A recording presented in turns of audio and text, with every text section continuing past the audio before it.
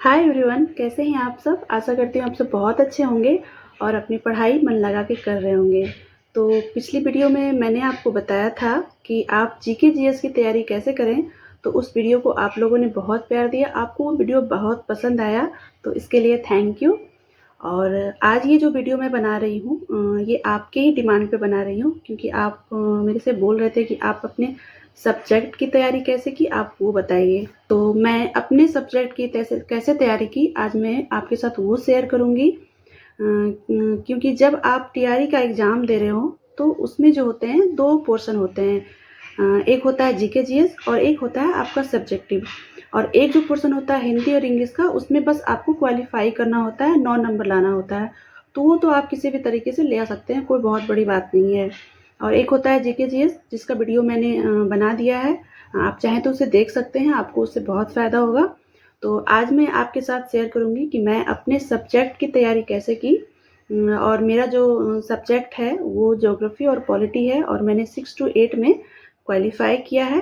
तो आज मैं अपने सब्जेक्ट जो मेरा पॉलिटी और ज्योग्राफी है उसके बारे में बताऊंगी। तो आप चाहें तो मेरे ये तरीके को, जिस तरीके से मैंने अपने सब्जेक्ट की तैयारी की, आपको अगर पसंद आया तो आप इस तरीके से पढ़ सकते हैं, या फिर आपको जैसे अच्छा लगे आप अपने उस तरीके से आप तैयारी करिए।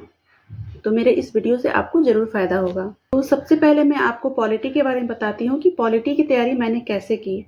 तो जब मैंने टीआरई 2 का एग्ज़ाम दिया था तो मुझे उस समय उतना समझ में नहीं आ रहा था कि किस तरीके से क्या पढ़ना है, कहाँ से पढ़ना है, जिसमें कि मैं क्वालिफ़ाई नहीं कर पाई थी। ज़्यादा मुझे उतना समझ में नहीं आ रहा था, जितना मुझे समझ में आया था मैं बस उतना ही पढ़ के गई थी। तो टीआरई 2 में जो मैंने पढ़ा था उस समय मैंने एनसीईआरटी बुक को फ़ॉलो नहीं किया था। थोड़ा बहुत ही मैं पढ़ी थी, उतने अच्छे से डीप तरीके से नहीं पढ़ी थी, जिस तरह मैंने टीआरई 3 में पढ़ा है वैसे मैंने नहीं पढ़ा था। तो मैंने उसमें जो पढ़ा था, एक एडोटेरिया चैनल है जिसमें कि प्रवीण सर आते हैं करके, वो बहुत अच्छा पढ़ाते हैं। तो मैं पॉलिटी सिर्फ और सिर्फ उनसे ही पढ़ी थी और वही पढ़ के मैंने एग्ज़ाम दिया था। अच्छा मार्क्स मेरे आए थे पॉलिटी में। और एनसीईआरटी के बेस्ड जो क्वेश्चन होते हैं वो मैं नहीं कर पाई थी, क्योंकि मैं एनसीईआरटी बुक पढ़ के नहीं गई थी। लेकिन जो प्रवीण सर पढ़ाए थे वो जो पढ़ाए थे वो उनका पढ़ाया हुआ ज़्यादातर क्वेश्चन मेरे पेपर में आ गए थे, क्योंकि वो बहुत अच्छा पढ़ाते हैं। और उनके चैनल पे पॉलिटी में मुझे लगता है कि 25 से 30 चैप्टर हैं, मतलब वीडियोज हैं जो आप चाहें तो पढ़ सकते हैं। सब मैंने उसका नोट्स भी बना लिया था, वो नोट्स मेरे पास अभी भी है और मैं बस वही नोट्स पढ़ के गई थी।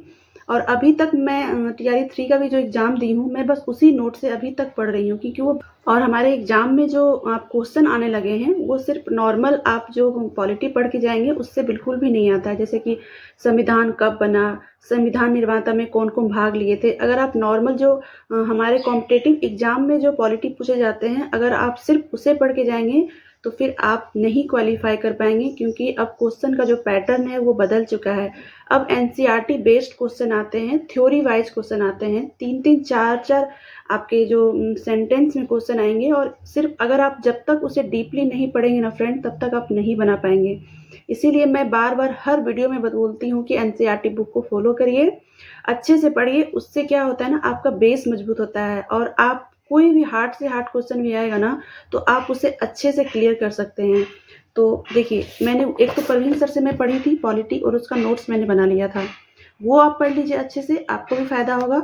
और फिर एनसीईआरटी बुक मैं पढ़ी थी बस, और किसी चीज़ से मैंने पॉलिटी की तैयारी नहीं की थी। ये 2 ही चीज़ को मैंने बेस बनाया था और मेरा पॉलिटी बहुत अच्छा है। और देखिए, जब मैं एनसीईआरटी की बुक पढ़ रही थी तो मैंने उसका नोट्स बनाया था, ये मैं आपको दिखाती हूँ।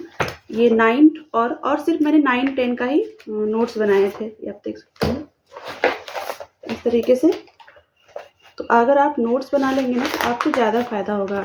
और बुक से मैं बार बार पढ़ती थी। मैं बुक को कम से कम तो 3 से 4 बार मैंने एनसीईआरटी बुक को पढ़ा है। और 9-10 को ज़्यादा अच्छे से पढ़ना है, क्योंकि 6-7-8 में उतने ज़्यादा कंटेंट नहीं है, तो आप उसे स्किप भी कर सकते हैं, लेकिन आपको 9-10 का पॉलिटी का बुक पढ़ना पड़ेगा। तो ये मैंने आपको पॉलिटी के बारे में बता दिया। ज्योग्राफी की तैयारी करने के लिए सबसे ज़्यादा जो मैं पढ़ी थी वो मैं एनसीईआरटी का बुक पढ़ी थी। एनसीईआरटी बुक को मैंने 2 से 3 बार पढ़ी थी और उसका मैंने नोट्स बनाया था।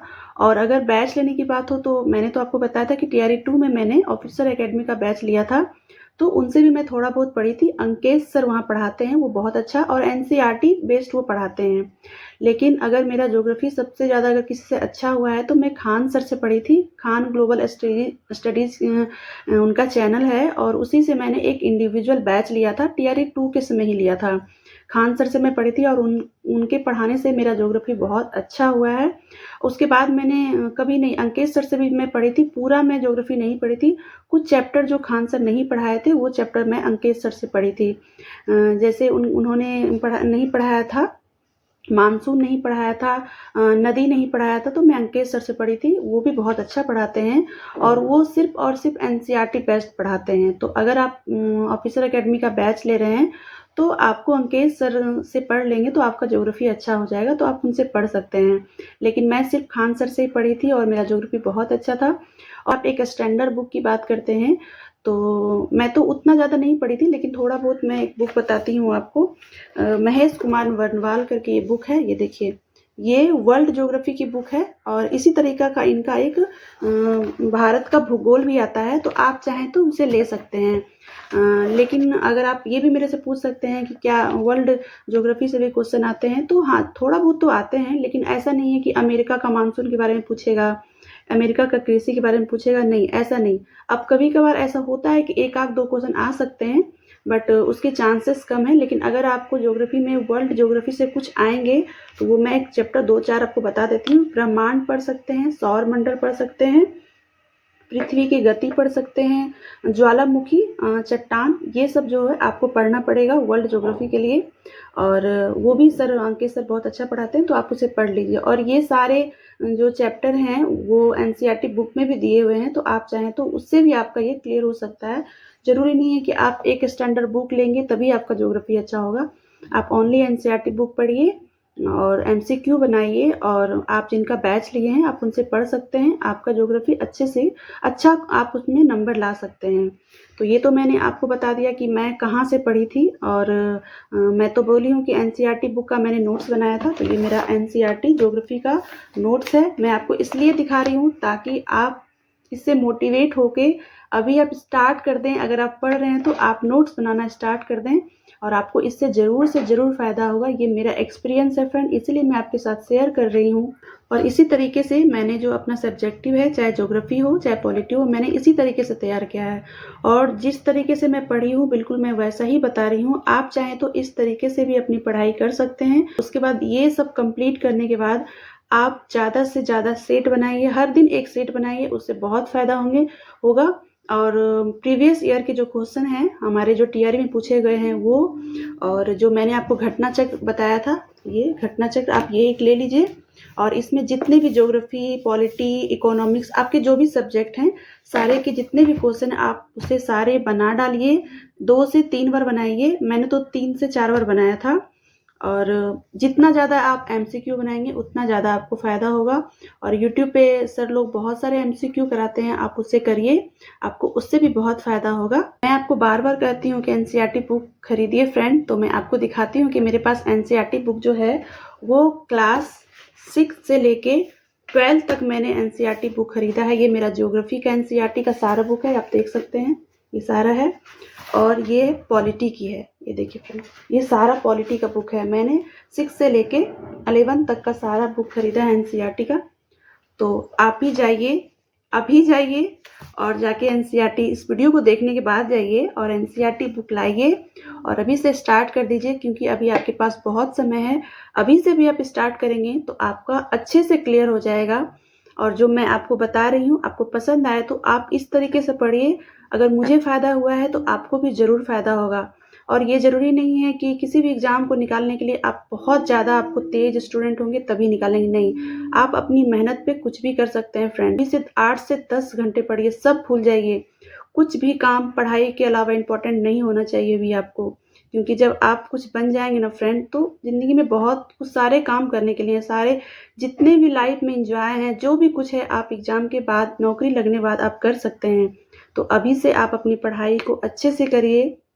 आपके जो भी डाउट हो आप मुझे कमेंट में पूछिए, मैं ज़रूर बताऊंगी और मुझसे जहाँ तक हो सकेगा मैं आपको पढ़ाई में हेल्प करूंगी। तो अगर आपको मेरा ये वीडियो पसंद आए तो इसे लाइक करिएगा, शेयर करिएगा और मेरे चैनल पे नए हो तो इसे सब्सक्राइब करिएगा।